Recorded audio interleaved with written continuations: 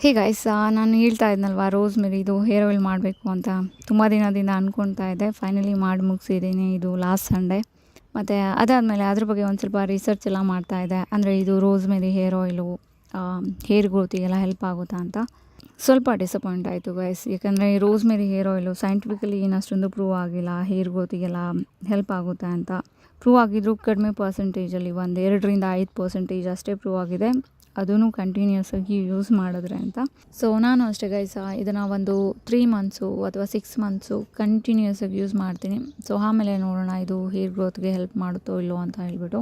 But ಅದೇ ಅಂದರೆ ನಾವೆಲ್ಲ ಅಂದ್ಕೊಂಡಿದ್ದೀವಲ್ಲ, ಆ ಥರ ವಂಡರ್ಸ್ ಏನೂ ಮಾಡಲ್ಲ ಹೇರ್ ಗ್ರೋತಿಗೆ.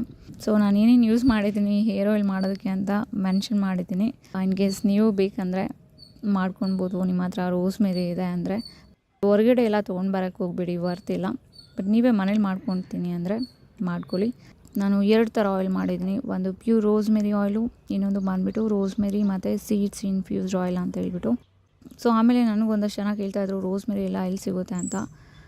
ಫ್ರೆಶ್ ರೋಸ್‌ಮೆರಿ ಬೇಕಂದರೆ ನರ್ಸರಿಯಲ್ಲಿ ಸಿಗುತ್ತೆ. ನಾನು ತೊಗೊಂಡು ಬಂದಿದ್ದು ಮಲ್ಲೇಶ್ವರಮಲ್ಲಿ. ಅದು 4 ಇಯರ್ಸ್ ಬ್ಯಾಕು. ಮತ್ತು ನಾನು ಅದರಲ್ಲೇ ತುಂಬ ನಾಟಿ ಮಾಡಿಬಿಟ್ಟಿದ್ದೀನಿ.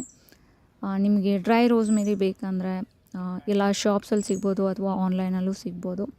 ಆಮೇಲೆ ಇನ್ನೊಂದು ಇಂಪಾರ್ಟೆಂಟ್ ವಿಷಯ ಗೈಸ್, ಇದು ನಮ್ಮೆಲ್ಲರಿಗೂ ಗೊತ್ತಿದೆ. ನಾವು ಹೊರಗಡೆಯಿಂದ ಏನು ಕೇರ್ ಮಾಡ್ತೀವಿ ನಮ್ಮ ಸ್ಕಿನ್ಗೆ, ಹೇರಿಗೆ, ಅದೇನೂ ವರ್ಕ್ ಆಗೋಲ್ಲ. ಬಟ್ ಇನ್ನೂ ಜಾಸ್ತಿ ಡ್ಯಾಮೇಜ್ ಮಾಡುತ್ತೆ. ಸೊ ನಾವೇನು ತಿಂತೀವಿ ಅಂದರೆ ಏನು ಇಂಟೇಕ್ ತೊಗೊಳ್ತೀವಿ ಅದು ಮ್ಯಾಟರ್ ಆಗುತ್ತೆ. ನಮಗೆ ಒಳ್ಳೆ ಸ್ಕಿನ್ನು, ಹೇರ್ ಎಲ್ಲ ಬೇಕಂದರೆ ಒಳ್ಳೆ ನ್ಯೂಟ್ರಿಷಿಯಸ್ ಫುಡ್ ತಿನ್ನಬೇಕಷ್ಟೆ.